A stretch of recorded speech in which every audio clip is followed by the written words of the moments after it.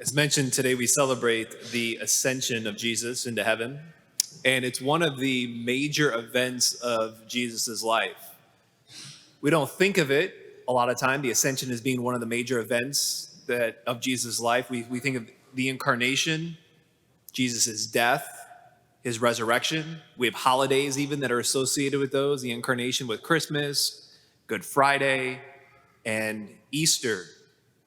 If you go into Walgreens, if you were to go into the Walgreens on Ogden and Cass, depending on the season you would go in, you'd have no problem finding a Christmas card. You'd have no problem finding an Easter card.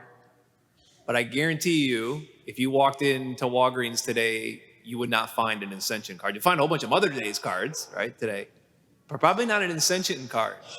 But the church has always seen the Ascension as a pivotal event in Jesus' life. Two things this morning: holy discontent, and secondly, wanting to go up.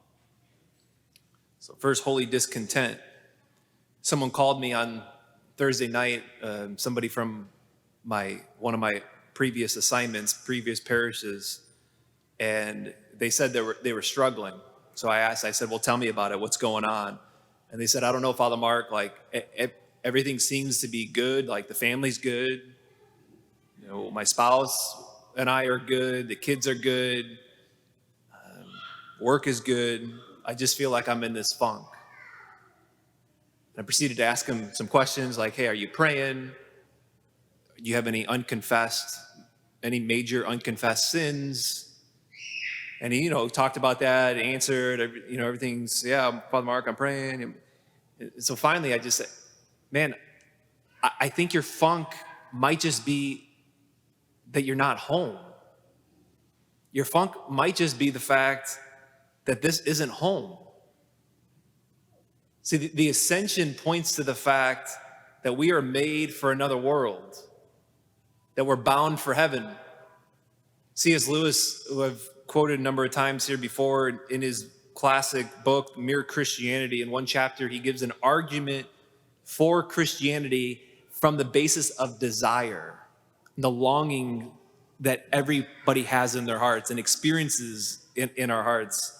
He starts off and he says, if you're young, you may not have experienced this, but when you do go out into the world, you're gonna realize that the things that you thought were gonna make you happy, they don't quite keep their promises.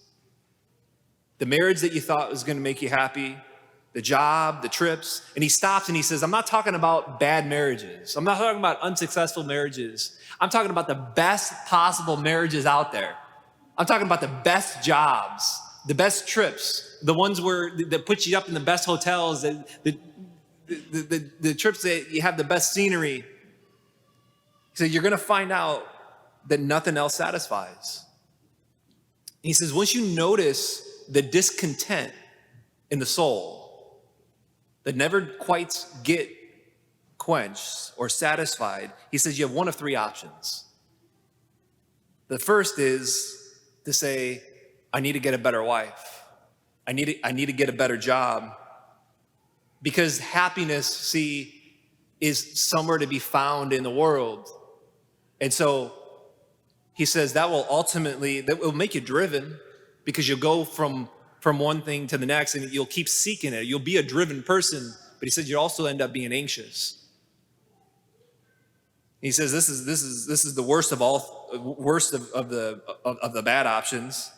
He says, secondly, the second stance you could take is to say, well, there is no happiness, there is no satisfaction to the point in which my heart longs for that can get. Like it's not there to that extent. It's not going to be satisfied. So what I need to do is I just need to harden myself, and I need to become cynical.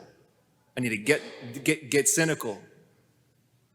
And he says ultimately what that will do is that will dehumanize you.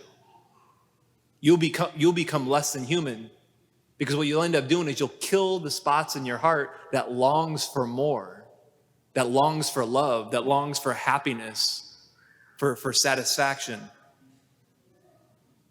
He says the first way, that's the fool's man, that's the man who's a fool. The second way, he says, that's the disillusioned man. And he says, you don't have to go either way. There's a third way. There's a Christian way. There's the way in which the Ascension points to. And I just quote him here. He says this: creatures are not born with desires unless satisfaction for those desires exists. A baby feels hunger. Well, there's such thing as food. A duckling wants to swim. Well, there's such thing as water. If I find in myself a desire which no experience in this world can satisfy, the most probable explanation is that I was made for another world. Question for us this morning: do you ever feel discontent? Do you ever feel discontent? And are you able to see that what you want cannot be had ultimately in this world? See, that helps situate me. It helps orientates my life. It helps me navigate relationships and situate relationships in my life to have proper expectations even good things, right? But this holy discontent is like, I want more. I desire and I long for more. And the Ascension points to the fact that we're made for another world, that we're bound for heaven. Secondly, wanting to go up. I may not mention here at this Mass, but I'll be spending the day on the roof coming up next Tuesday. I joking around with the kids and said, I'm nervous, right? I'm scared. It's not because I'm scared of heights going up in the roof, but I just don't know what I'm going to find up there, right? How many balls I'm going to find. I don't know what I'm going to do all day. Am I going to pace back and forth on the roof? But there was a poster over the course of us raising raffle tickets. And, if we get to it's $25,000, I'll go up on the roof. And there was at one point a poster, the promo that said, it was a picture of me up on the roof, and it said, help Father Mark get closer to God.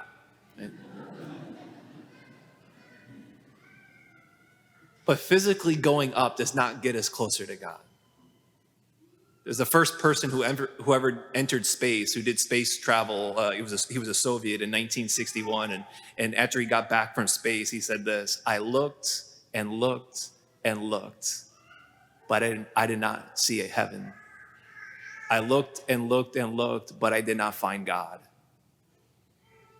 See, if Elon Musk made tomorrow, he came up, he made tomorrow, we find out Elon Musk has been working on this rocket that was good enough. It was a good enough rocket that we could finally get to where Jesus went. It wouldn't,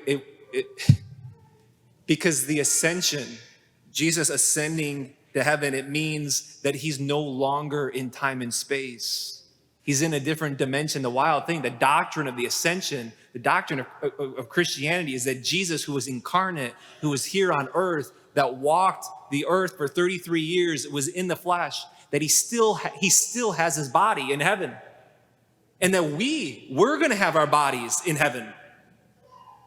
But as Jesus ascended, he enters into a different dimension, if you will. He's not limited by time and space of being here, over there, in which now, because he transcends and is in a different dimension, no longer limited by time and space. But isn't it true, like we just intuit that up is better than down? Like when we're down, we want to be brought up. Don't we want to go up when we're down? Like when we're weighed down by sin, as the psalmist says, sin is a burden too heavy to carry, and I'm just weighed down. Some of us here this morning are down. We're down.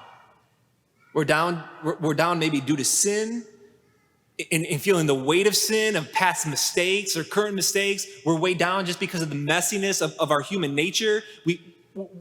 We're down. We feel down. Question is, like, do I turn to him and just say, like, I want to go up? I want to go up. So St. Paul, the second reading the church gives us on the Ascension is St. Paul's letter to the Ephesians in chapter 4. He says, as he's asking about the Ascension, he goes, he ascended, Jesus ascended on high and took prisoners captive. He rhetorically asked, what does he ascended mean? Except that he also descended into the lower regions of the earth. See, to understand the ascension, we got to know about the descent. Paul's referring here, of course, that after Jesus died on the cross, he descended down into hell and he took prisoners captive. There's a famous icon. If you live within the Clarendon Hills zip code, you received this during Lent in your mailbox from us. The famous icon depicting this of Jesus in hell, and he's standing over Adam and Eve. And he's got them both by the hand, Adam in one hand, Eve in the other hand, and he's there on their grave as they're shackled in chains and wrapped around their ankles, and they're in the grave. They're shackled with chains that are they're too tight on them that they can't get off on their own. They're in graves that are too deep in which you can see them kind of trying to crawl out of the grave on their own. And Jesus is standing there over the grave, one hand to the other, and he's pulling them out of the grave. And the tradition of the church has always understood of Jesus kind of repeating the words of Paul there as he goes down to hell and saying, arise, let us leave this place. You were not made for this place. You were not made for this dungeon. You were not made for this darkness. So let us arise and ascend, thereby creating a path up to heaven out of our sin. See, as he pulls them up, and that Jesus is not in time or space, the beauty of that is the beauty of Christianity is that as Jesus ascends and he's he's in a different dimension, as you will, that he can come right now. He can come right now. He can come to you, he can come in me, he can come into you right now. Maybe just to close with, we hear the conclusion of Mark's gospel here. And it says that as right before Jesus ascends into heaven, he turns to his disciples and he turns to you and me, and he says, go out into the world and preach the gospel to the whole world. See, the ascension ought to move us out, especially as maybe you think we've been frameworking all of this Easter season as us having this opportunity in the next 10 years, as increasingly maybe people are realizing in the void of religion and the void of God, they're realizing that there must be something more. And maybe they've been reaching and looking and searching for those from trying to satisfy their discontent. And maybe they currently feel that they're too weighed down from their sin, and they're too far down, and they're so far down that they can't be brought up, needing someone to take them by the hand, or maybe just whisper it in the ear and they say, no, you can go up. There's a way up. You feel down, weighed down by sin, weighed down by the brokenness of your humanity, by mistakes. You down? Are you down? You know that you can go up? You know that there's a way up? You know that he went up? You know that he ascended? And you know that he comes to you right now, that he can come to you right now? Boy, there's people that are just dying to hear that. Maybe some of us right now even want to respond to that, respond to him coming, that he can come, that he ascended, that he's even reaching down, he's reaching to you, he's reaching to me, that if we feel down, and maybe we come to the church right now and we're down to say, boy, I wish I'd go up. I wish I could go up. Is there a way up? If there is a way up, could I go up? Would I go up? Can I go up?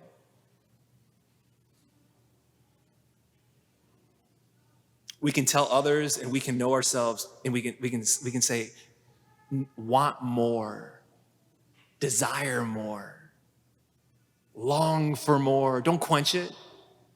Don't look anywhere, but want more, long for more, because there's an answer to the more. And he's come down deep into whatever grave you find yourself in right now to bring you up.